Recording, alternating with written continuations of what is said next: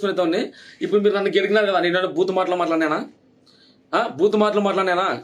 ఏం మాట్లాడినా అక్కడ నేను ఓన్లీ డైలాగ్ పరంగానే చెప్పినా మీరు అవన్నీ వద్దు. ఇప్పుడు మీరు నా నంబర్ కూడా తెలియకపోతే 9704392991 నా నంబరు. సగం మంది ఫోన్ చేస్తానే ఉన్నారు అప్పటి నుంచి. ఇది పూర్తి నంబర్ చూడండి, బాగా గుర్తుపెట్టుకోండి. ఇంకా ఇది పూర్తి నంబర్ రిపీట్ చేసుకొని మళ్ళీ ఇప్పుడు పెట్టుకోండి. ఇప్పుడు ఏందో ఆంధ్రాకి వస్తే ఏందో అది చేస్తా ఉంటారు కదా. కళ్యాణ ఫ్యాన్స్ జన సైనికులు అంతా ఏమవుతున్నారా మీరందరూ నిజంగంటే? ఇంత దారుణంగా తిడతా ఉంటే, ఇంత ట్రోల్ చేస్తూ ఉన్నారు నిజంగంటే. ఒక కళ్యాణ అభిమాని నిజంగంటే మీరు ఏం చేస్తున్నారు మీరందరూ అని నేను తప్పు మాట్లాడినా. నేను కళ్యాణ కోసం ఇప్పటికి చెప్తున్నాను, నా ప్రాణం బయలేసింత లేదు. అస్సలకి భయపడే ప్రసక్తే లేదు. రాసుకోండి మీరు.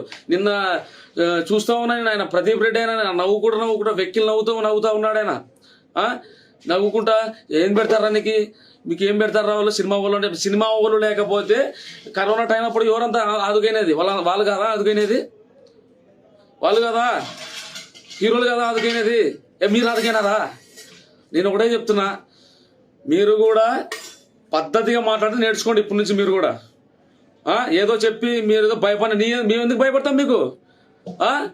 దమ్ముతో నిలబడడం ఇప్పుడు కూడా. సరే సై అంటే సై. ఇప్పుడు మీరు రెచ్చగొట్టారు కదా మీరు కూడా కళ్యాణ ఫ్యాన్స్, మీరు కూడా రాండి, బయటికి రాండి.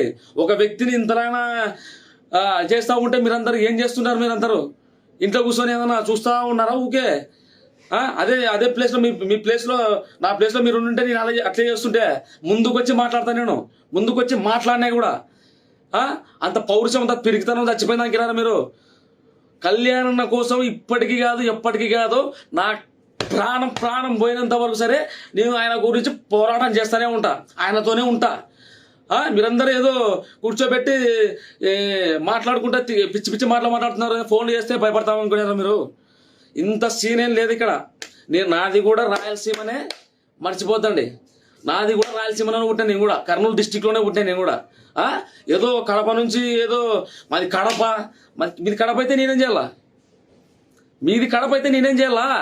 నన్ను రెచ్చగొట్టినారు కదా ఈ ఫస్ట్ నన్ను ఈ రాజకీయాలకు లాగినారు కదా. ఇప్పుడు మీరు చూస్తా, ఇది కూడా కళ్యాణ దృష్టికి పోయింది ఆల్రెడీ. ఆయన కూడా బాగా సమర్థించినారు నిజంగంటే. థ్యాంక్ యూ సో మచ్ అన్న.